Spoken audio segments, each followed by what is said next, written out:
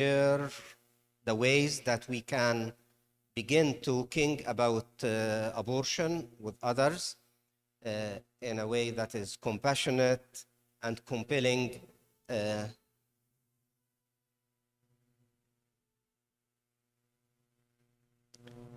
to change hearts and minds. And toward the end of the presentation, Kyle Kofi will share some opportunities in Winnipeg if you want to take an active part in this initiative. Okay? Welcome, Kyle. Thank you very much. So as was shared, I am Koyana and I work as a volunteer coordinator for CCBR. So I'm going to start by giving you a little bit of an understanding of what we do. We're an educational pro-life organization. And so we work alongside organizations that are working in politics to get political leaders in, and what we would call crisis organizations that are working with the families, with the mothers that are facing crisis pregnancies to provide support and resources to them. But what we do looks a little bit different. So what we're trying to do is we're trying to engage the general public on the abortion issue. So that includes pro-lifers like yourselves and teaching people how to engage in this controversial discussion, a discussion that can often be really difficult to navigate. But we're also actively joining alongside pro-lifers like yourself and going out and having the conversations with people who support abortion as well. And one thing we often keep in mind is that it is impossible for us to make pregnancy, even with our help and support, easier than people perceive abortion to be. And so a lot of what we're working towards is to change people's perception of abortion. Because people think about abortion as an appointment that they can book, that they can go to on a Friday afternoon and be back to work on a Monday without their family, without their friends, without even the father of that child, in many cases, knowing what took place. And if people continue to see it as a reset button, as it were, then it's going to be impossible for us to provide other solutions because they don't see a need for those solutions. And so that's what we do, and that's what I'm excited to dive into today with you guys. I think it's great that you do this kind of a session and dive into some of the really difficult situations that we're navigating as Christians, as people living in this culture. And so I hope to be able to give you some tools to make that easier. So we'll kind of work together on this as we go. So to begin with, when we're navigating the conversation on abortion, it's really important that we recognize what our role in that is. So I want to set the stage for you a little bit. Currently in Canada, abortion is completely legal, which means that a woman can get an abortion for any reason through all 9 months of her pregnancy. And because of that, 300 children are killed by abortion every single day, which means that even today, when we woke up, there would be 300 children alive in the wombs of their mother who will be in medical waste containers when we go to bed tonight. And the ripple effect beyond that is that each of those children had a mother who made that decision. Each of those children had a father, they had grandparents, in many cases they already had siblings. And so the culture that we're trying to approach is a culture that is very impacted by abortion. And so we're going to dive into how we navigate that with them as pro-life ambassadors. Because when we're having conversations, we're not representing ourselves, right? If you don't have the conversation, or if that conversation doesn't go well, it doesn't change that much in your life, right? But it could completely change the lives of preborn children and their families. And that's why we should have meetings like this. That's why we should think about these issues even before approaching the conversations, so that we can be the best ambassadors possible. So before we jump into this too far, how many of you guys have had a conversation about abortion? couple of hands going up. That's really cool to see. And so if you think on that conversation for a second, how many would say it was the best conversation I could have had? Okay, really good conversation. That's exciting. I want to hear about that conversation at the end. And so most of you didn't put up your hands. How many of you feel like you could improve upon that conversation? Okay, lots of hands going up. I would say that every conversation we've had, I have had conversations that I feel like went really poorly. I've had conversations that it felt like it knocked out of the park, right? And yet every one of those conversations, we can make even better. And so that's what we're gonna dive into today. And in order to do that, I would say we need 3 qualities to be a good pro-life ambassador. We need character, which I know is something that you guys probably spend a lot of time thinking about and investing in your lives. In general, we want to be people of good character. But sometimes we need to be very intentional to make sure that that's coming across to the people that we're talking with, especially on an issue that we care a lot about. It can be easy to kind of get lost in the emotion, to get frustrated at why that person can't seem to understand your point, right? Or to share your perspective with you. And so we want to make sure that we're people of good character, and we want to have the knowledge. If we're educating people on an issue like this, we need to make sure that we're giving them accurate information and that we've got adequate information to navigate their thoughts and concerns on the issue. And lastly, we're going to need wisdom. Because what I'm going to give you guys today is going to feel like a whole bunch of brand new tools in your tool belt, right? But you're going to need to figure out when to use what, right? And I would say that that wisdom primarily comes with experience. I'm going to give you some of that wisdom as we navigate this of trying to match where things should go. But a lot of that will come if you actually use these tools and you begin to interact with people and see what is going to work best at what point. And so it's really important that we have all 3 of these qualities as we're trying to be pro-life ambassadors. Okay, so we're going to spend the majority of our time today going into the knowledge component, but I'm going to really briefly talk on the character piece and just how we can make sure that that's coming across into our conversation. Now, when you guys think about a conversation on abortion and being someone who loves genuinely, who comes to mind as people that you should be loving? Just shout out your answers. If you're having a conversation on abortion, who comes to mind as someone that's going to affect? Pardon? The baby. Yes, absolutely. That would be one of the primary people that we should be loving. Who else comes to mind? The mother, absolutely, right? And that might even extend into her family and friends and others that are in her social circle around her, right? So we absolutely want to make sure that it's coming across we're loving those people. But sometimes the most difficult person to love is the person right in front of you, who you're having that conversation with, right? And if they can't see that you care about them, how are they supposed to believe that you truly care about the baby and the mother, right?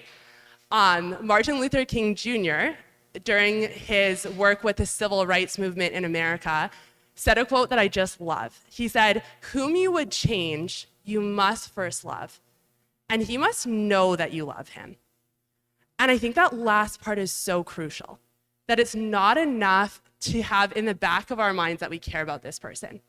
It needs to be coming across so that they can access that through our words, through our facial expression, through our body language. And so that's one thing we want to keep in mind when we're having these conversations. And one of the ways we can do that is by seeking to understand the person we're talking to, where they're coming from and why. Now, it can be really, really easy. I would say it's very natural to listen and be thinking about how you're going to respond at the same time, right? Your next argument's going through your mind as they're making their argument. I want you to go a step beyond that.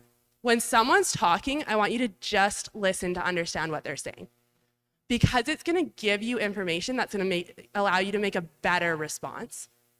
And it's gonna help them to feel heard and feel cared for so that they're more able to hear what you have to say. Make sense? Cool.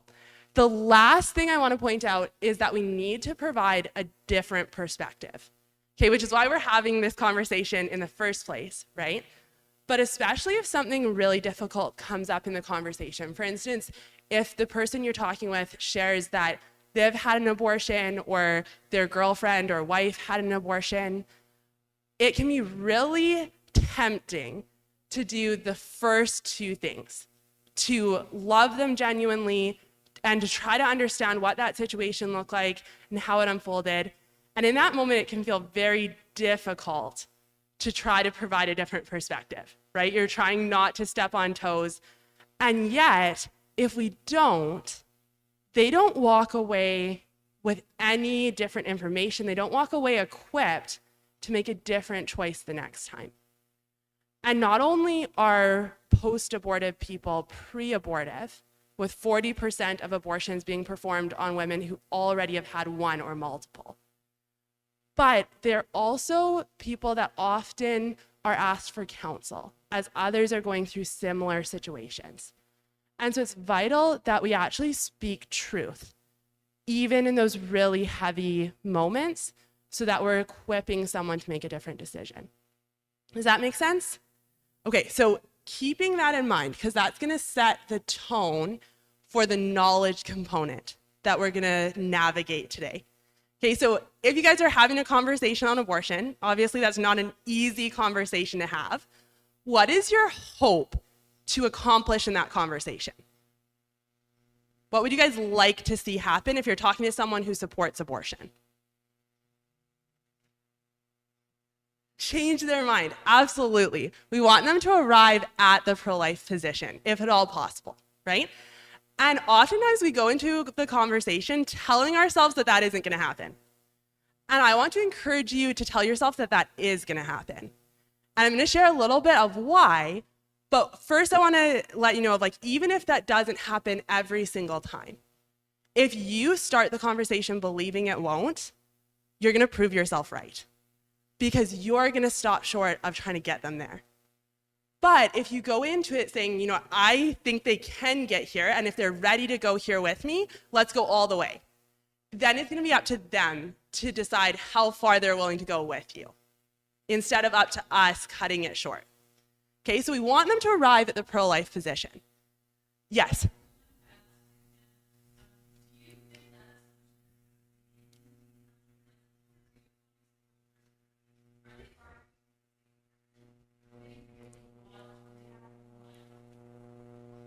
Yeah. Yeah, I'm gonna go with the hopeful destination because I've seen so many people who are arguing for the sake of arguing, who if I can actually engage with them in a meaningful way, that becomes a really productive, helpful conversation, right? And so I want to set that tone that I think they can change their mind. I think they can navigate this with me in a productive way, even if that's not what they're showing right off the bat. Absolutely, good question. And so with that, especially as people who believe in God and the value of human life, it can be so tempting to start the conversation by talking about personhood or the value of that human being, right? If they could only see in the same way as we do how precious and valuable that life is, surely they would take the pro-life position also. And yet for most of the people that you're gonna talk to, there's gonna be a problem because they're not gonna recognize even that there is a human life, right? And so if we're trying to tell them about the value of a life that they don't even acknowledge the presence of, we're not going to make it very far with them. And so we need to start a step earlier by making sure that we've established that there is a human life that we can then see if they acknowledge the value of. And thankfully, many people in our society do. And so if we can demonstrate that there is a human life, they will already know how to treat that human, right? For others, if they don't, we're gonna go down and take that extra step of exploring that personhood, sharing with them the beautiful value, even in suffering and hard situations, that each one of us possess as image bearers of God, right? And yet, I have talked with hundreds and hundreds of pro-choice individuals, and none of them started by asking me if it was a human being. Instead, they started on situations that affect the mother, right? They started with justifications for abortion, reasons why they thought abortion was needed. I can't make them start where I would ideally like to start the conversation, but I can meet them where they're at, and then we can work together to navigate through this progression. Does that make sense? Cool. So this is going to be the roadmap that we're going to use to navigate conversations. And in the same way as if you were going someplace new, you wouldn't just jump into your car and start trying roads to see if you can figure out where you're going. But rather, you're going to consult a map to find not only how to get where you're going, but hopefully how to get there in the most time-efficient manner, right? And so I want you guys to grab on to this map, because I don't want you to have the thousands and thousands of conversations that we've had to get to this route of navigating the conversation, okay? And what we've found with using this route, so in the last year and a half, our offices in Western Canada have been tracking conversations. And so we've tracked just under 6,000 conversations with individuals who support abortion. And so this is excluding any pro-life individuals we've talked to. They've already been taken out. And what we've found is that in the course of a short conversation, so usually 5 minutes to 15 minutes, 27% of those individuals completely change their mind on abortion. They reject abortion as a solution, even in the most difficult of cases, with an additional 24% moving significantly in that direction. So maybe we didn't have a chance to finish that conversation because they were catching a bus or going to a university class, or maybe, as we said before, they just weren't quite ready to completely change their mind in that moment. But they acknowledged that, you know what, abortion cannot be used as a solution flippantly. It can't be used in the majority of situations. And so the cool thing about that is that over half of the people that we're interacting with using this system are willing to admit themselves that they have significantly moved in their support of abortion. And that's the tools that I want you guys to have, because that's the results that I want you guys to see in the conversations that you're having, okay? So let's dive into what that looks like. We're gonna start where the conversation will start, by addressing the justifications. Now, most of us as pro-lifers tend to respond to justifications such as, well, what if the family can't afford that child? Or things like my body, my choice. We tend to respond in one of two ways. The first is to refute, to say, you know what, that's not actually a problem because of X, Y, or Z, right? I'm sure you guys have probably heard the common refutation to my body, my choice, which would be, it's not your body, right? Do you have two heads, possibly different genders, 4 arms, 4 legs, right? Oftentimes, refutations are true or have an element of truth in them. But the reason why I'm actually going to encourage you to avoid taking that route is because it causes the conversation to become a me against you. And so instead of having the productive tone in which we can work together, suddenly it's become more of an argument than a conversation. And what the person you're talking to is hearing is, your reason doesn't matter, which is not what we want them to hear, right? The other thing we can be tempted to do is to resolve the situation, to say, oh, like, you know someone who doesn't have the finances they need, let me provide those finances. If I don't have enough money, I'll go to my church community, maybe together we can solve this problem. And the thing is, solving problems is really important. We need people who are doing that, but this can very easily become a timing issue. Because as I said earlier, it's impossible to make pregnancy easier than people perceive abortion to be.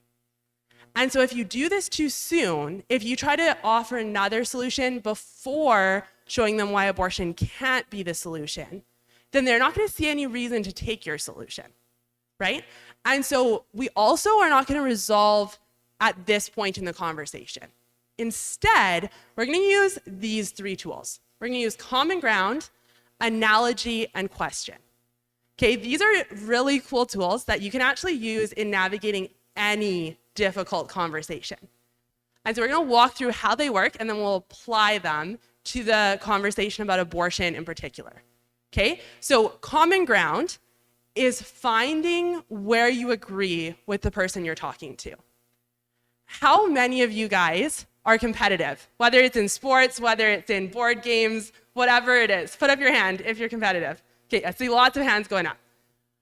How many of you, even if you didn't put up your hand for being competitive, like to lose at something?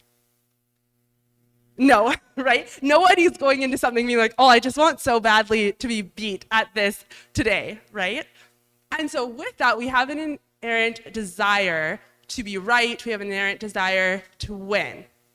So if someone was to challenge you to a not so friendly competition at something that you knew they were better at you then.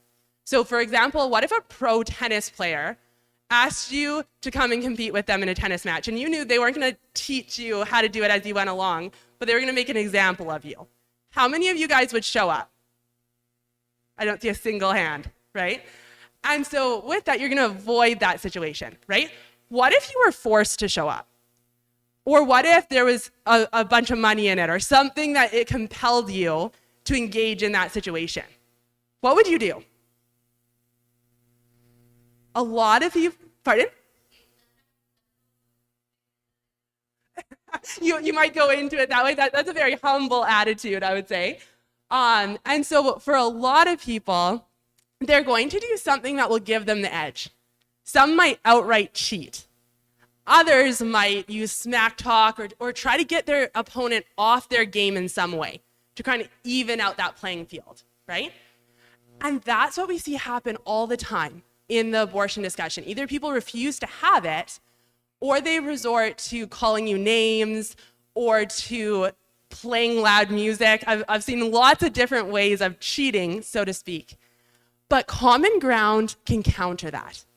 Because common ground allows us to say, hey, here's the things we agree on.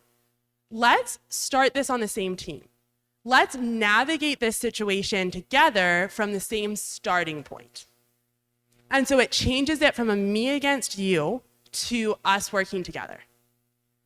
Analogies are really interesting because we use analogies all the time in day-to-day conversation, but we don't always realize we are using analogies, right? So analogies is something that takes something that you're unfamiliar with and puts it next to something that you are familiar with, right? I often think about when I was learning how to do math and I didn't know how to do fractions. And I told my mom, like, I can't do this. This doesn't make any sense. My mom pulled out a chocolate bar and she broke a little piece off of it. And she's like, okay, I'm going to give half to your brother and half to you. And I knew instantly that that wasn't half, right? And so if we can take something, a situation that we're familiar with already, and use it to help us understand a concept that might feel new or daunting, that's going to be very, very helpful, right? The last thing we're going to use is questions. Why do you guys think questions are important in a conversation? It explores the other person's options and perspective. That it really ties in with that seeking to understand piece, right? And there's another reason too. There's 2 main reasons. So that's one. And the other one is because it helps the person get to the conclusions for themselves. Okay, if you guys do a quick thought experiment with me, I want you to silently think of a name of someone who you trust a lot. Okay, it might be a friend, it might be a family member, it might be your spouse. Once you have that name, I want you to think about the last time that you and that person had an argument. Now, at the beginning of that argument, did you assume that they were right or you were right? Put up your hand if you thought you were right. I see lots of hands going out. If you didn't think you were right, why were you arguing? Right? I mean, obviously, sometimes we just want to be right, but most of the time, we're arguing because we're convinced of our own perspective, right? Now, most of the people that I engage with, and I'm sure lots of the people that you guys engage with, wouldn't consider me their most trusted confidant, right? And so they're not even gonna take the word of their most trusted confidant if they disagree. Why are they gonna assume I'm right if we're disagreeing, right? However, if I can get them to do the homework, if I can get them to trace these opinions back, then they can come to that conclusion for themselves. And that's why questions are so important in conversation. So let's put this into the context of the conversation on abortion, okay? As I was talking about before, the central question, you could say, is the humanity of the preborn child. If abortion doesn't kill a human being, no justification is needed. But on the other hand, if abortion does kill a human being, what justification could be adequate? And so this is the question we want to answer, but we're going to need to navigate some of these justifications to get there with the person we're talking to. So we're going to start with a very common one, bodily autonomy, right? My body, my choice. And as I've already told you, I'm not going to refute it. I'm not going to say it's not your body. Instead, I'm going to build common ground. I'm going to say, you know what? I agree with you that bodily autonomy is incredibly important.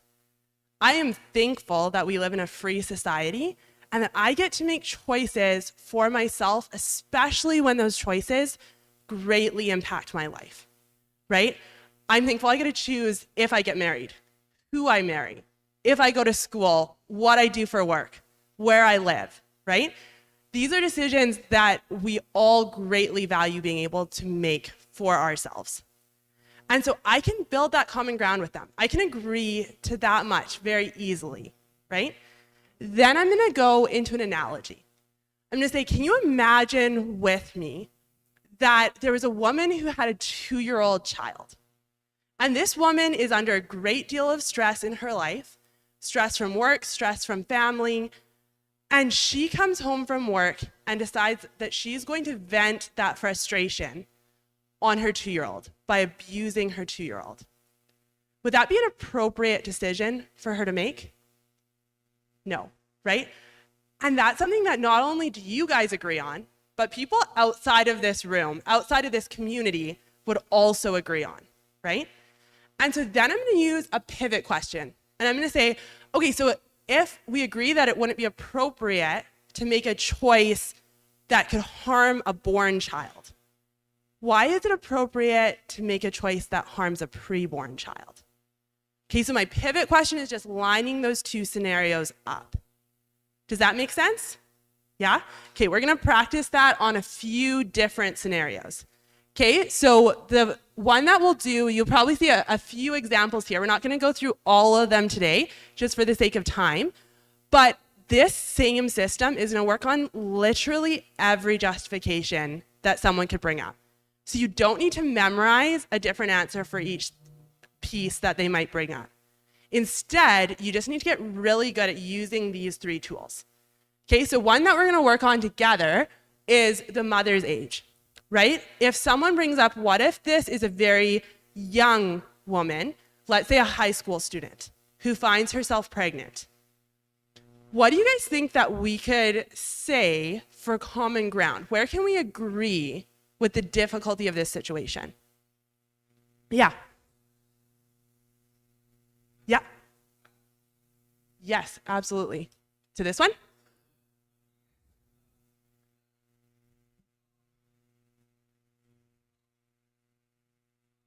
100%. And this might surprise you, but that's what I want them to say. And so the next thing we're gonna do once we practice these 3 tools is we're gonna navigate, what do we do then, right? How does the conversation progress? But know that that's actually leading us where we wanna go, because if you remember that roadmap, that's leading us towards talking about the humanity, right? I don't need them to instantly know that it's a child or a human. I just wanna talk to them about it. And so you're very right, that's where we're headed, and that'll be the next step that we navigate. And so with this, can you guys help me out on some common ground? If someone said, what if that's a really young mom and she's facing additional difficulties because of her age, she should be able to have an abortion? Where can we agree?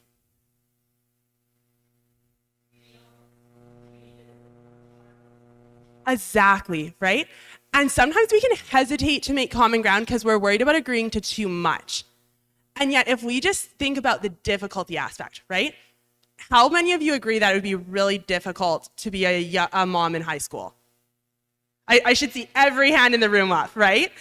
And that's because it is, right? And so if we can acknowledge that, we can get onto that same playing field with the person we're talking to. They can see that we care about this too. And then we can go into an analogy. Can you guys think of an analogy with a young mom but an older child that might be helpful in this situation? Takes a little bit to get the hang of them. I'm going to throw it to Josh. Josh, can you think of an analogy that might help if it's a young mom?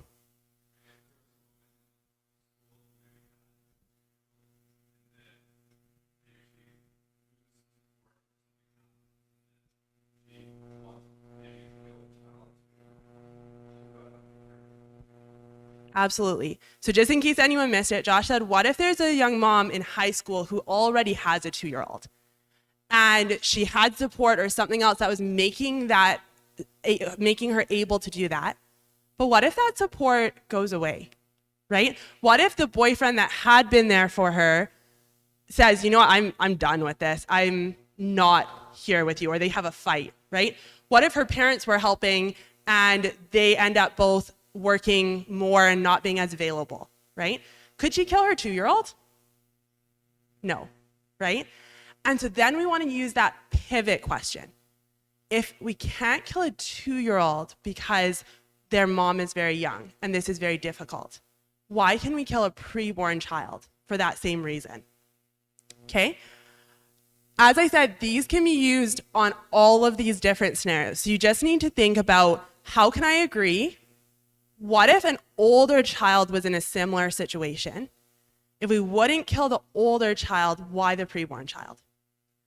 I'm going to jump ahead to these last couple because these are some of the trickier ones to navigate, right? How many of you guys have heard someone bring up sexual assault in a conversation? Lots of people, right? And did you have a question there? Yes, actually, I can definitely do that one first. So if someone brought up foster care, this one can feel a little bit tricky because it feels like they're advocating for the child instead of the mother, right? If they were to say, you know what, the foster care system is broken, and in many cases, those children end up in bad situations. Can we agree with them, right? Right? That is not to say that every foster care home is broken, but that many of them are, right? So we can build that common ground. We can say, I agree with you. This is a broken solution to a broken world, right?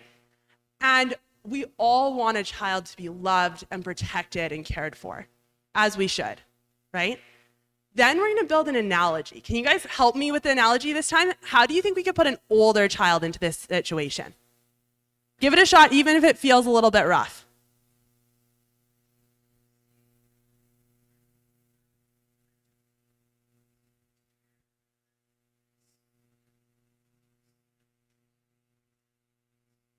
Right, could we kill a child who's already in foster care, who's already going through these difficulties, right? And what do you guys think the answer to that is? Pardon? Yes, yeah. And so what I would respond to that, so the question, in case anyone missed it, is what if someone says, why add more kids to a broken system, right? If we tweaked the analogy even just a little bit, it could help us hit that even better.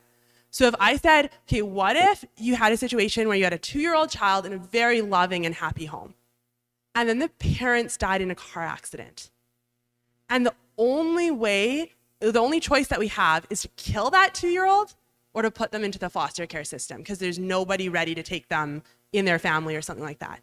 We're adding another child into the foster care system, right? But in both that case and with abortion, which is what we're going to dive into in the next step, we have a living child, right? And so we have a child. It's just a question of if we kill them or put them in the foster care system. And so that's what we're going to dive into more in the next, because obviously they're going to say, well, I don't think it's a child yet, right? And so then I'm going to use that same pivot question. The pivot question stays basically identical in every situation.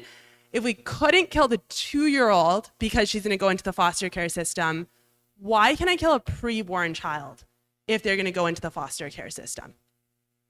Okay, if we're navigating sexual assault, we're going to use the same 3 steps, but I want us to be really, really intentional about how we build common ground. Because sometimes we accidentally run over one human rights violation in our hurry to respond to another, right?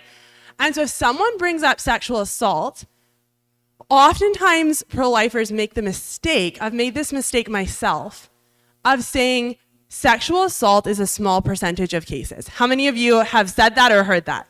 Yeah, I have too, so I'm with you in this. I'm gonna encourage you never to say that again. Okay, and the reason why, there's a twofold reason. One is because you don't know if you're talking to a victim of sexual assault or someone who cares very deeply about them. And what they hear is that person doesn't matter because they're just one of a few. That's not what we mean by it, right? The other reason is because it's actually a skewed statistic. It was put out by the Guttmacher Institute, which is Planned Parenthood's research arm. And the reason why we know it's skewed is very, very simple. Because any police department, any law enforcement will tell you that the overwhelming majority of women never tell anyone about a sexual assault, right? Whether it's because they're afraid, whether it's because they're just trying to forget about it. And so we don't actually have the information to make a stat like that. And so for those reasons, don't use that stat. Instead, use your common ground. Okay, so I'm gonna say, you know what, I agree with you that this is such a sad and unfortunate situation that I wish never happened, right? This is a terrible crime. I think we can agree that a woman who has gone through that needs to be protected, needs to be cared for and loved, needs time to heal, whether she becomes pregnant or not. Would we all agree on that? Yeah, so I wanna be intentional about saying that so they clearly know what I think about this human rights violation. Then I'm gonna carry on into my analogy. I'm gonna say, can you imagine with me that there was a domestic abuse situation? The mother of a 2-year-old child is being abused by her husband. If we knew about that problem, obviously the first thing we need to do is to get the mother and child to safety out of that situation. But what if, similar to women who have been sexually assaulted, that mother finds that her child is a painful reminder, that that child doesn't remind her of a happy family and marriage, but of an abusive partner? And what if it's becoming more difficult for her to heal because she's fighting for custody and things like that? Could we kill her 2-year-old? No, right? If we can't kill a 2-year-old child because of what his father did to his mother, why can we kill a preborn child for the same reason? Does that make sense? Yeah, so we want to navigate that again with care and consideration, but we're going to use the same steps. And the last one I'll touch on briefly is the life of the mother. So this would refer to a situation in which a medical concern comes up during the pregnancy that puts the mother's life at risk. If this comes up, again, we want to build common ground. How scary that would be, how difficult that's going to be for any family who's navigating it, right? Then I'm actually going to add a step. So this is literally the only justification that you need one extra step. Okay, and that step is going to be to define what I mean by abortion. So I'm going to say, you know what, when we're talking about abortion, we don't mean any situation in which a preborn child doesn't survive. We mean intentionally killing that child. So probably the simplest way to understand this is that 80% of the life-threatening complications that come up late in the pregnancy. So they would be in the last trimester. And in many of those cases, a pro-life physician would recommend delivering that baby early, right? I'm sure all of you can think of babies in the NICU and would know that not all of them survive, right? Even if we try with the technology we have to care for them, we're not guaranteed that they all live. But can you agree that it'd be very different to deliver a baby early and have them die in the NICU than to pull their arms and legs off in an abortion? right? And so what I'm pointing out here is that it matters how we approach a difficult situation like this. Then I'm going to use an analogy. I'm going to say, imagine with me that you had a 2-year-old child who had a contagious and fatal illness. Okay, and they're putting the people around them at risk of getting that same illness. Could we shoot that child and throw their body out of the house? No, right? Can we do anything about that situation? Of course, right? There's appropriate measures such as quarantine that could be taken. But if we wouldn't intentionally kill a 2-year-old, even if they're putting other people at risk, why are we intentionally killing preborn children? Okay, and the last thing I'm going to mention on this is that if you guys look up a resource called Canadian Physicians for Life, they're actually a network of pro-life physicians, and they and similar physicians around the world have shared that there's actually never a medical situation where abortion is the only option. So there's many life-threatening situations, but there's always an alternative treatment they can do that at the very least treats that child with dignity and respect. Does that make sense? Cool. Okay, so again, you're gonna have to practice those tools to feel comfortable with them, but we're gonna keep moving along just for the sake of time. And we're gonna talk about what happens when they do say, well, they're not human, or that's different, or it's not a child, right? That means that we can transition into talking about the humanity of that preborn child. And so I'm gonna give you guys a simple tool. If you've got a pen and paper, write this down, because you're gonna wanna memorize it. If you don't, feel free to use your phone, take a picture of the screen once I pull this up. Okay, so the human rights argument is a series of 4 questions that helps people think through the humanity of the child. Okay, first question, do you believe all humans should get human rights? Now, thankfully, even if the person you're talking to doesn't share your faith, doesn't share your community or your values, most people share the opinion on this in common, that all humans should get human rights. Next question, if something is growing, even if it's going from 1 cell to 2 cells to 4 cells, isn't it alive? I see lots of nodding. This is just a very simple scientific question, not a trick question. Don't have to overcomplicate it. Next question, if that living organism has human parents, you know, the mom's human, the dad's human, aren't they human? Okay, this is grade 9 science at best. Yes, I see a question in the back. Yes. Absolutely, right? And so plants are alive, right? And so it's not sufficient. If we stopped at question 2, would have a problem, right? Because, I mean, I've stepped on an ant before. I don't purposely go around stomping on ants, but we've all seen the living organisms' lives ended and don't necessarily see that as a problem. But that's where question 3 becomes really important. I'm going to follow that with if that living organism has human parents, isn't he or she human? And then once I've done those 3 steps, I'm going to tie that together with question 4. Wouldn't that make abortion a human rights violation? If all humans should get human rights and we have a living human in the womb, wouldn't killing them on purpose be a human rights violation? Yes. Yeah. Yes. Yeah. So a tumor is so interesting because you're right, it is growing and it is human cells, right? A tumor, which a lot of people we know, but we don't always think about, is actually a part of the human being that are facing that tumor, right? And so it is growing, but it's growing in the way that my hand grew when I was a child, right? And so it's a part of a human versus a whole distinct human, right? And so that's the difference I'm going to point out, but you're right, it is growing, and you're even right that it is human, but it's not an individual human. Okay? And so with these questions, most often you're going to get yeses. Yeah.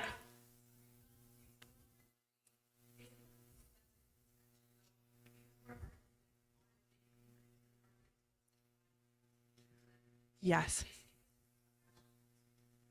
Yeah, so there, what I'm going to distinguish between, especially if I got a no, is what are they meaning when they say human, right? I will often ask people as a clarifying question if I get a no, I'll say, okay, can you help me understand, do you mean that like biologically, they are not a member of the human family? In which case you're gonna have to help me understand what they are, right? It has human parents, but is not part of the same species. Or do you mean that there's more to being human, quote unquote, than being a member of the human species, which is what most people are meaning.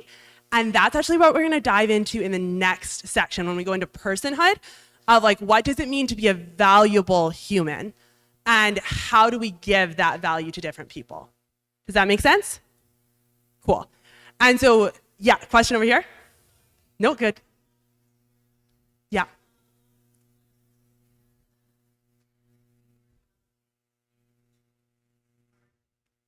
Yes, so that I would push on of most people don't think that it's literally part of the mother like her kidney. Very few people think that. If they're saying it's dependent completely on the mother, I'm gonna agree. And we're gonna dive into how we navigate that also in personhood, okay? Any other questions before we plug along here? Yeah.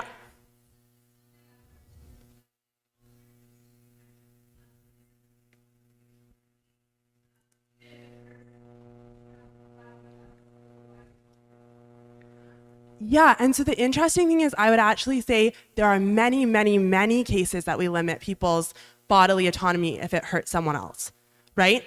Are you allowed to drink and drive your car? No, right? Are you allowed to, to do any of a number of things? Sometimes I jokingly say to people of like, can I swing my arm? Of course I can, right? Of like, I have the freedom to do this. What if I swing my arm and I hit Josh in the face? Is that an appropriate choice for me to make with my body? No, because we actually recognize on a regular basis that our bodily autonomy ends where the next person's begins. It's not limitless. Yeah. Yeah.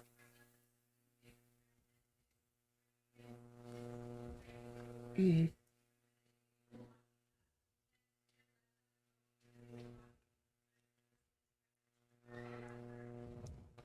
Yes, that is actually a very good question. I'm going to answer it briefly, and then if you guys still have questions on it, talk to me at the end. We'll keep going just for the sake of time, but these are some really good, this is kind of would get into some of our level 2 and even level 3 apologetics that we would teach to kind of build on this. Really quick answer on that is that most people would be very uncomfortable taking that position to its full logical conclusion, right? So they would say, you know what, even if I can't stop that mom from drinking, I don't think that that's okay for her to do, right? There's a drug called thalidomide, which was actually very effective in stopping morning sickness, and yet it has been taken off the market completely for pregnant women because they found out that the side effect was that it caused defects in the child. They were born with missing arms and legs and stuff like that. If I was to follow that conclusion to its end, I'd say, what if that woman says, I'm going to take thalidomide on purpose, because whether it's because I want to get rid of this morning sickness, nothing else is working the same way, or maybe even a more sinister reason of like, I'm mad at my partner and I want to punish him by hurting our child, we wouldn't see that as appropriate or okay. And so I would just push, how far are you willing to take that conclusion? Will you actually support it right to its logical end? And if not, how is it okay in some cases and not others? Okay? If you guys have more questions on that, I would love to talk to you about it. So come and find me at the end. Okay, so for a lot of people, we're gonna get yeses as we go through. I have seen hundreds of people change their mind, believe it or not, as I ask them these really simple questions, because they just need to connect the dots. If they don't, I'm gonna give you a really simple tool. There's a lot more that could be said on this, but one of the easiest ways to respond is to just ask them to Google it, right? You don't have to take my word on this. If you literally just Google, when does human life begin? You're gonna get a ton of academic resources that come up telling you that human life begins at fertilization. Because even if people tell you otherwise, this is not a debated question. the scientific community has a complete consensus that human life begins at fertilization, okay? And so that's where we're gonna go, and for a lot of people, that's gonna bring us to that desired end goal of the pro-life position. If it doesn't, it's gonna sound something like this. Okay, well, they're human, but, and we're gonna go into personhood, okay? So most people, when they say they're human, but, they'll bring up a difference. And I've heard some of the differences already, right? But they're so dependent. They're inside of her body. They literally can't survive on their own, right? Or they're so small. I remember one lady, she was holding a pen as we were talking, and she said, "Are you telling me something the size of the end of this pen gets the same human rights that I do?" That is what I was telling her. But we're gonna unpack this even further. Okay, so there's a lot of differences we can think of. I think that one of the ones I hear most often from people is their brain hasn't even finished developing. Now, all of these differences are true. They are there at some point in the pregnancy. They might have their timing off, they might have some of their facts off, but they're right that at some point all of these things are changing and developing. Why is that? That's because of how old that child is, right? And so what we're gonna do is we're gonna think a little bit more about that first question of the human rights argument. Shouldn't all humans get human rights? If we use this equation, if you're human, you get human rights, every member of the human family would be equally included, okay? It doesn't matter what other factor we were to look at. If we don't use humanity, we're not gonna have the same amount, okay? So in this room, there are different genders, there are different ages, there are different features, right? We have different hair colors and skin colors. If we used any other factor, we wouldn't equally get human rights. And so that's why in a lot of ways it makes sense to use this equation. But they aren't working from this equation in many cases. Instead, they're saying you need to be human plus something else to get human rights. And in a lot of ways, this isn't actually that foreign of an equation, right? We use this kind of equation often. If I was to buy a dog, I don't currently have a dog, but I wouldn't just want a dog. I would want a big dog, okay? That's my personal preference, but it would have to be a dog plus big for me to want to buy it.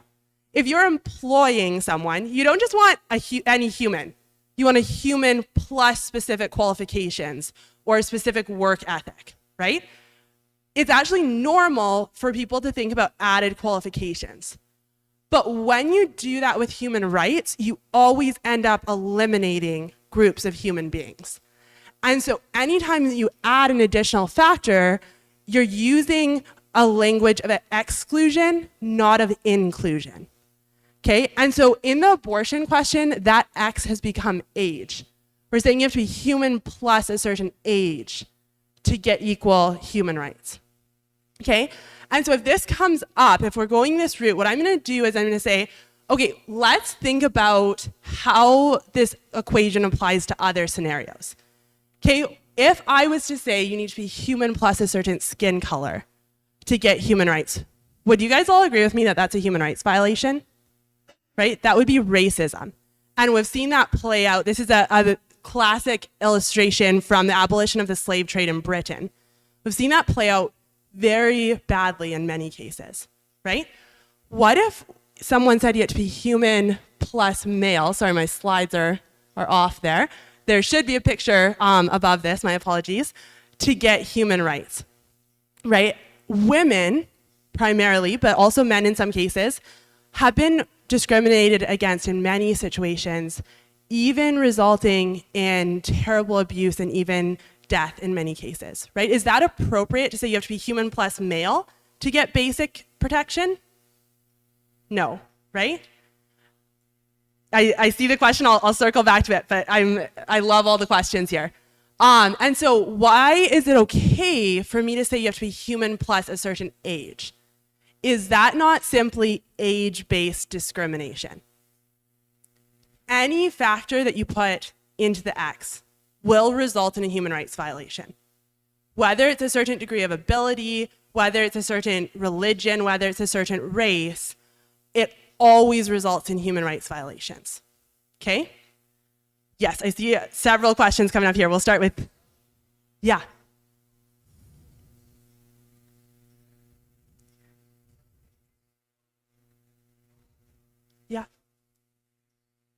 Yeah.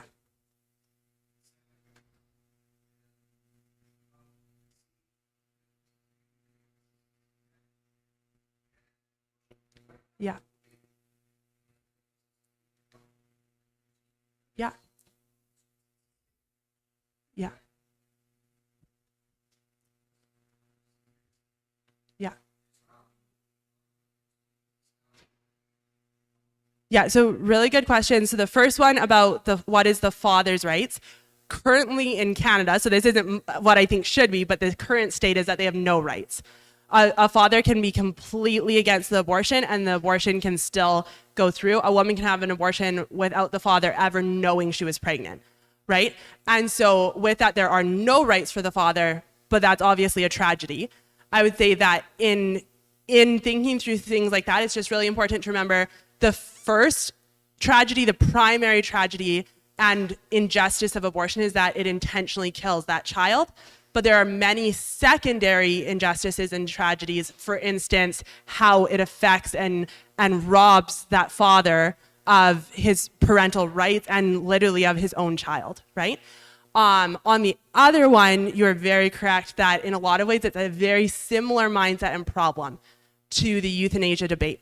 And I think it just shows very clearly how slippery this slope is, that if we say any human individual is not valuable, that very quickly that extends to others.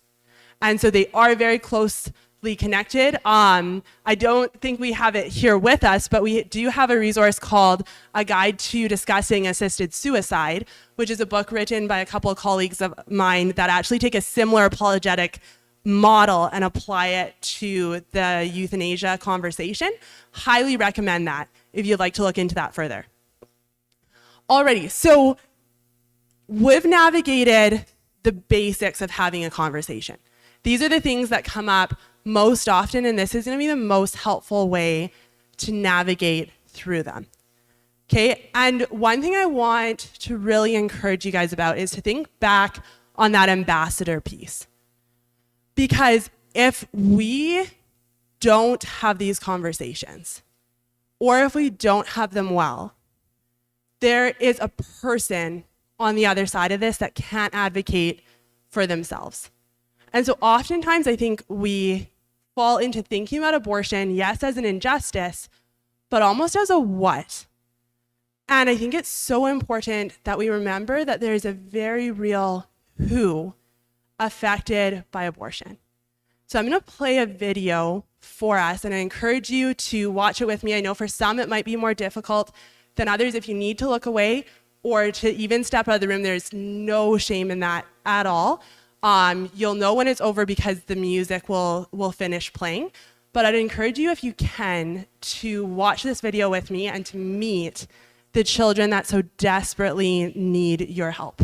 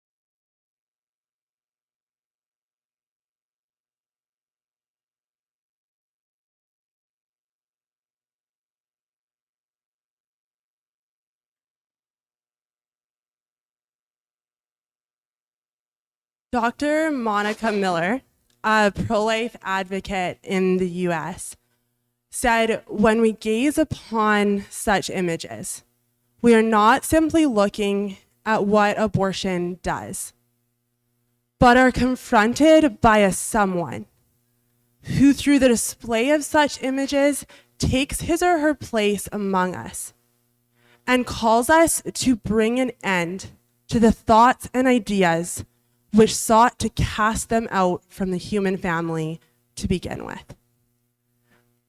I know how difficult it can be to watch a video like that, and yet I'd encourage you to think about those children in a different way.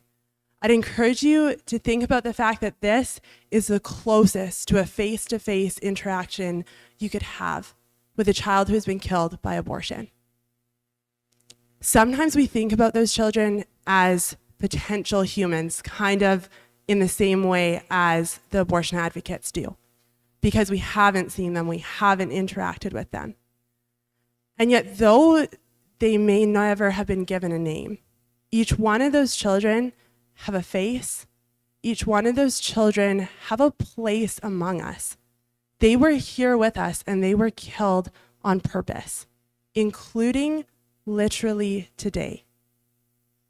And so when we watch videos like that and when we see their faces, I often think about the fact that when you look into the face of a child, you should see joy. You should see wonder. You should see curiosity. You should see a mischievous twinkle in their eye.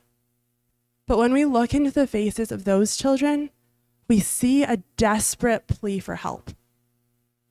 We see them asking if you and I will advocate on their behalf. We see a somebody who has a right to bother you and I. And so I want to encourage you guys, you've been given these tools today. You're actively seeking out how to be good advocates on this, and that blesses my heart so much. But please use them. Please take these tools and bring them into conversation.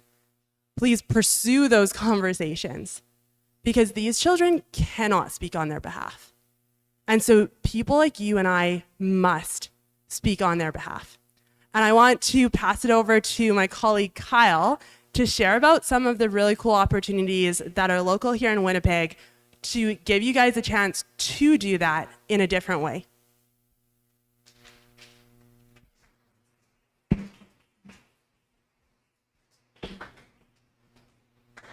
Just want to make sure that I am in the recording.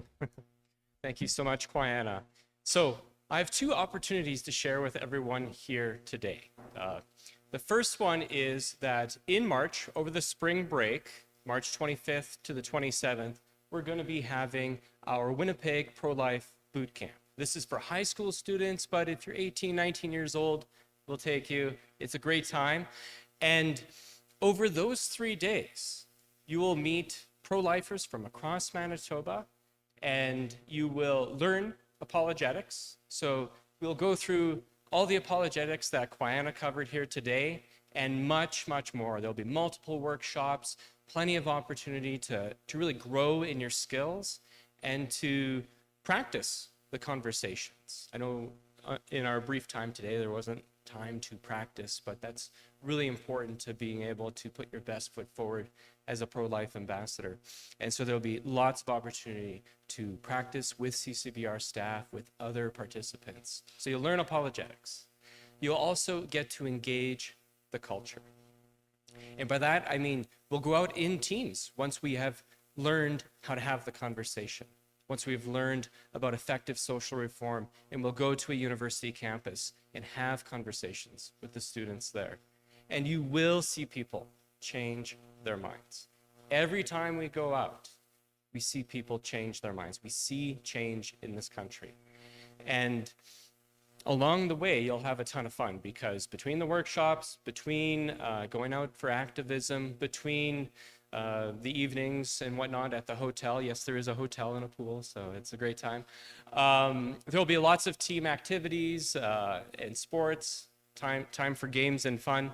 And we'll wrap up the whole event with a family dinner. So you'll be able to invite your family to come out and we'll share a meal together, and we'll also share some of the challenges, some of the testimonies, and some of the accomplishments of the boot camp. So this boot camp will be taking place at Emmanuel Christian School. It's a school here in the city. And like I said, it's over March 25th to the 27th. That's at the beginning of Holy Week. And if you would like to sign up, the early bird deadline is January 13th. And the fee is $125. So that gets you the hotel, that gets you the meals, the training, the outreach, the whole bit. For $125, go to endthekilling.ca/Winnipeg. That's the first opportunity. Last year, we had 23 participants take part, and each and every one of them left just a raving review. They were excited. They wanted to do more. They wanted to go to another boot camp. They wanted to have another day. It was 3 days. They all wanted a fourth day. That's how excited they were about it. So sign up there. The second opportunity is we have a paid summer internship. Now, this is for high school students as well, but it's also for anybody, college age and beyond. And what you would do is that's this coming summer, work either 2 months or 4 months in a paid position out in Calgary or out in Toronto, and possibly even here in Winnipeg. We're working to bring this internship experience to this community so that we can change hearts and minds all summer here in Winnipeg. And I'm going to share a video that highlights the summer internship program. And what you'll notice is that in our strategy, we show the victims of abortion. We hold signs, we hold banners, we introduce people to the victims. Because as Quiana said, many people, even pro-lifers, think about abortion as being about a what, right? Abortion ends a pregnancy, it terminates a clump of cells, a what, right? But really abortion is about a who, a real personal someone. And that someone has a face. And if people are going to reject abortion, they need to come face to face with the victims. And so I'll share with you this video that highlights the program.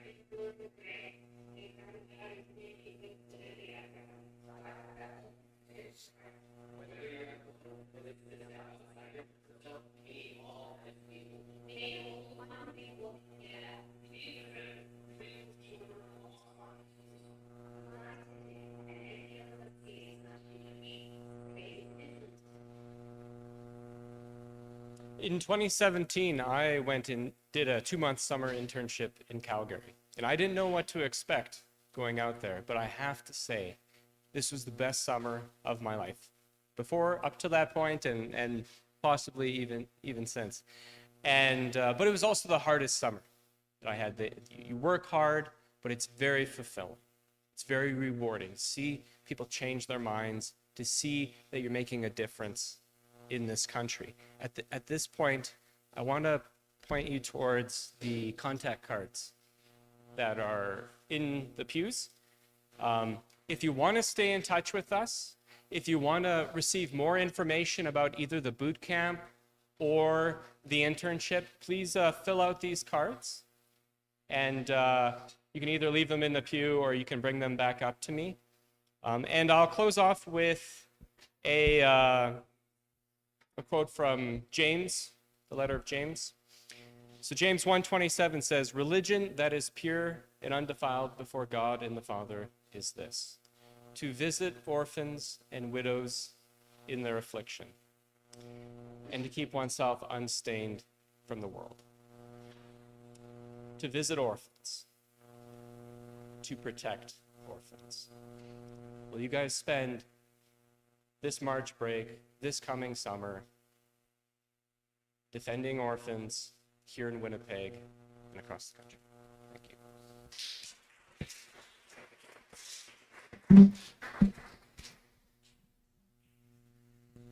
Thanks so much to Kiana and Kyle from Canadian Center for Bioethical Reform for the talk. We had many questions. I'm sure there is going to be a lot of other questions, but I'm afraid our time is up. But if you can stay around for a few more minutes after we pray, if anyone has questions, can interact with Kiana and Kyle. So, okay. Thank you. And let's stand to pray. In the name of the Father, Son, the Holy Spirit, one God, Amen. Our Father who art in heaven, hallowed be thy name. Thy kingdom come, thy will be done on earth as it is in heaven. Give us this day our daily bread, and forgive us our trespasses, as we forgive those who trespass against us. And lead us not into temptation, but deliver us from evil one. In Christ Jesus our Lord, for thine the kingdom, the power, and the glory forever. Thank you, everyone.